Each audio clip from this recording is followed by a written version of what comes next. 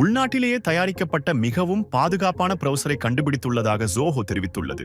ஆனால் உண்மையில் இது பாதுகாப்பானதா? இணைய பாதுகாப்பு, டிஜிட்டல் இறையாண்மையை மேம்படுத்தி உள்நாட்டிலேயே பிரவுசரை உருவாக்குவதற்காக இந்திய அரசு நடத்திய போட்டியில் ஜோஹோவின் உலா வெற்றி பெற்று கவனம் ஈர்த்துள்ளது. ஆனால் இதில் கவனிக்க வேண்டிய அம்சம் என்னவெனில், இந்த பிரவுசர் இந்திய அரசின் CCA அமைப்புடன் இணைந்து வேலை செய்யும். சரி, இதனால் பயனர்களுக்கு என்ன பிரச்சனை? பயனர்களின் தரவை மாற்றியமைக்க உலாவில் உள்ள இணைய நெறிமுறைகளை CCAவால் கையாள முடியும். பயனர்கள் கூகுளில் எதை தேடுகிறார்கள் என்பதை கண்காணிப்பது மட்டுமின்றி தனிப்பட்ட செய்திகளையும் CCAவால் எளிதில் பார்க்க முடியும்.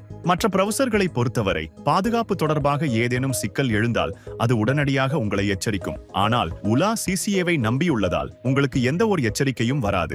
2014இல் CCA போலி சான்றிதழ்களை வழங்கி சர்ச்சையில் சிக்கியது. இதனால் CCA மீதான நம்பகத்தன்மையை கூகுள் குரோம் போன்ற பிரவுசர்கள் இழந்துவிட்டன. தற்சார்புமிக்க டிஜிட்டல் எதிர்காலத்திற்கான இந்தியாவின் முன்னெடுப்பு முக்கியமானதுதான் என்றாலும் இந்த நகர்வு பயனர்களின் தனி உரிமையை ஆபத்தில் ஆழ்த்தக்கூடும். நீங்கள் உலா பிரவுசரை பயன்படுத்துவீர்களா? கமெண்டில் தெரியப்படுத்துங்கள்.